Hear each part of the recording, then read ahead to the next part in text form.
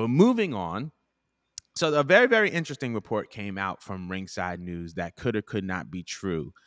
It said that there was a report that emerged that said that Shelton Benjamin's rise to stardom in 2004 was cut short by WWE because they believed that he did not have personality. So my question to you is, do you believe that Shelton Benjamin's 2004 run, I think it was Matt Hardy that said this, but do you believe that Shelton Benjamin's 2004 run could have led him to a world championship, or do you think that the ceiling in WWE was what held Shelton Benjamin back? It's definitely racially driven because shit, as a kid, I was a big Shelton Benjamin fan. Like what? Like I felt like they didn't play off of his good parts because when they finally started putting him in storylines, they put him in cringy things like something with his mom or something like that. And I feel like they killed him off because they just I feel like if you're not a walking stereotype, you know, a walking caricature of a black person, I feel like they don't know what to do with you. They want to see us dance for some fucking reason or be goofy. Like you know, they want to see us like either be like a R-Truth and be like a comedian, or they want to see us dance around. And I feel like when you don't do that, they just kind of assume you're boring. Like people say like Apollo Crews is fucking boring, but I don't think he's boring. Sometimes I don't think you necessarily need to be animated to be interesting. Like sometimes it just kind of just shows in what you can do in the ring. And that's when I was a kid watching him. That's what engaged me. I'm like, I want to see that guy more. Just because of what he did in the ring. Like some people just don't really need the character. And I think it's just like a cop-out because Brock for the longest didn't really have a personality. He just kind of threw people around and he was just like a big machine. Roman for the longest was very unlikable. Very, very unlikable. But he had a full-on run. You know, I feel like, again, if you just don't fit into that box that they want you to fit in, then they just don't see nothing to do with you. But if they would have gave him the belt back then or even now, I feel like fans would be behind it. And he does have a personality because I be seeing his little back and forth with Mia Yim. Mia Yim? It's been like years. Like, it's so funny. It's a running gag for years. So clearly he knows how to bring something to the table. There is a personality there. We just don't get to see it. But I have seen his promos. Not all these promos made it onto WWE television, but I have seen like the exit interview promos that he cut, and they're very good. There's definitely something in there with him. He could definitely be goofy if he wants, as per what we could see with him and Mia Yim. I would love to see that running gag brought to TV more. That'd be great. But he also could be very serious. He also could. And again, I just think just because that doesn't fit into their box of what they want black people to do on television, they just kind of just went with the cop-out reason of, oh, he's not interesting enough. I think he's very interesting. And I hope that they give him an opportunity before his time runs out, because it kind of sucks because hell, even Jim Cornette even like cited like when he was young and he was in OVW and stuff like that, how it's amazing and one of a kind of a talent that he was. Like he was one of the most well-rounded wrestlers that he had all his money invested in. He had the look, he had the talent, he had the personality, and like Jim don't like nobody. So when he like puts over like a character, you know what I mean? When he puts over any talent, like I'm shook. I'm like, all right, I gotta pay attention to this guy because he don't like a lot of people, especially modern day things. Not that he's modern, but still, I just feel like, yeah, it's a cop out. It's a cop out. What do you think?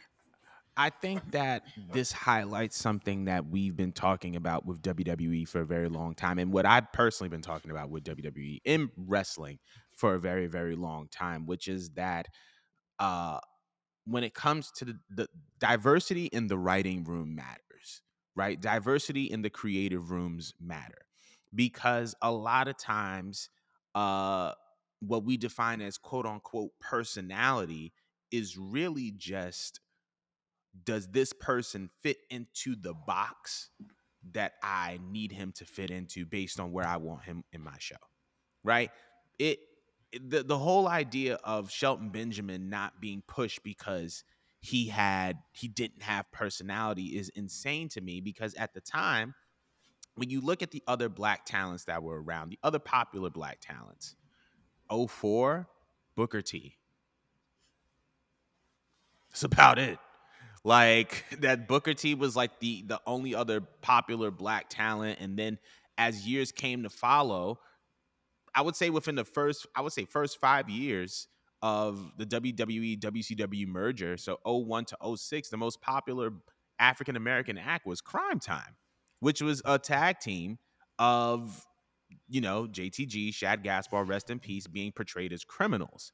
And so it's like, so wait a Mm-hmm. minute, this tag team is big because they were able to successfully portray criminals, but you have guys like Shelton Benjamin, who is a one in a million athlete that can't get pushed and he doesn't have personality. But then, and on the same and other end of the spectrum, it's like you were pushing guys like Heidenreich. Do you Oh remember yeah, that was a Heidenreich? nasty era. That was a Yeah, nasty era. I hated him you as a had kid. you were pushing guys like Heidenreich and Vladimir Kozlov and these big white men, Jeez, I forgot about these people. who Crazy. didn't have personality. Brock Lesnar was another one of those guys who didn't have personality, but you made it work. You put Brock with Paul Heyman. You still put Heidenreich in a program with The Undertaker. You had Vladimir Kozlov going for a world title at one point.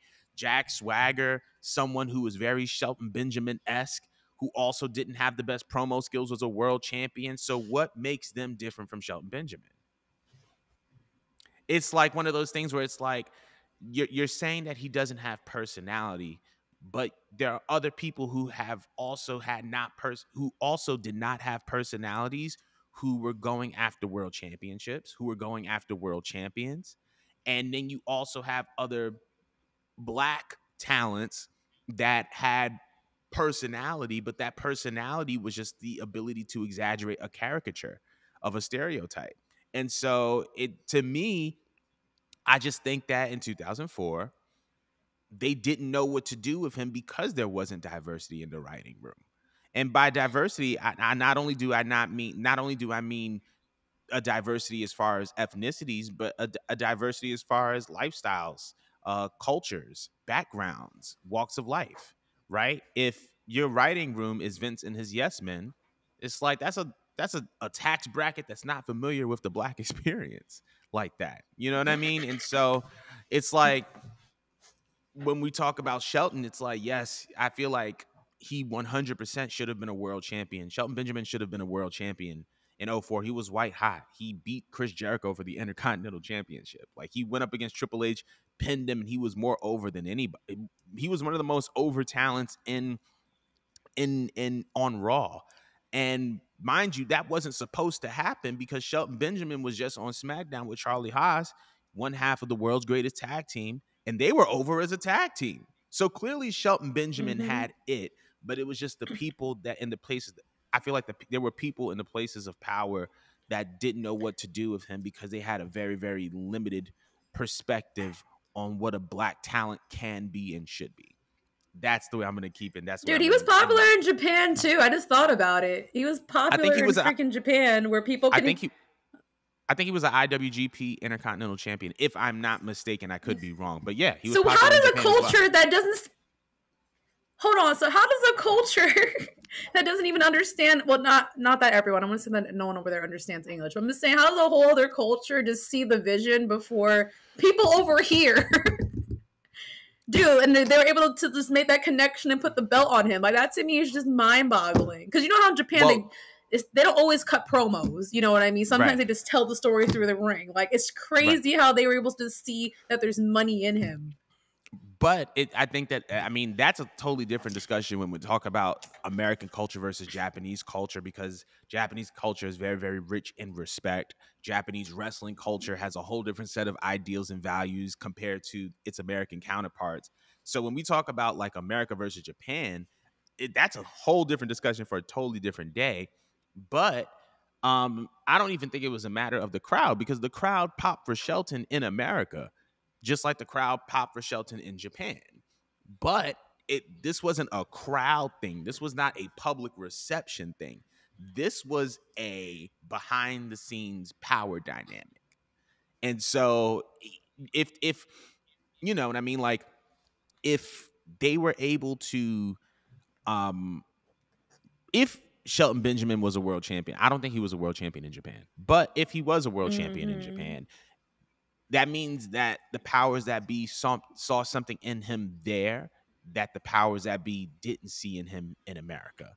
And then that begs you to ask the question, well, what is the premise of these perceptions surrounding black talent in Japan versus America? And I think that it was just the culture. Mind you, John Cena had a whole rapper gimmick.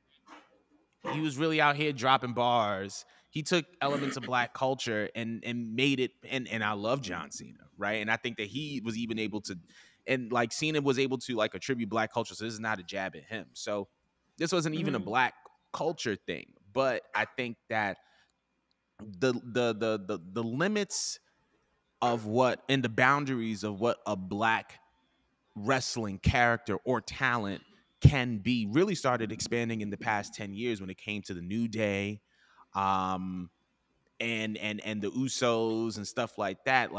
They are the guys that are proving that black talents can be more than just exaggerated caricatures. They can be multifaceted, they can like other things, but it always wasn't like that for black talent, right? Like when there was a point in time where if you were white, you could be anything you wanted to be. But if you wanted to be black and successful, you had to exaggerate a stereotype. And I think that I think that that goes was the for all, yeah, like that's for across all all ethnic races. that's all ethnic races. I also feel like that's a multiple industry. That's a problem in multiple industries. But I could talk about this all day. So let us know how you feel about Really Shelton good. Benjamin's 2004 run, and if you believe that he should have been the world champion. But moving on.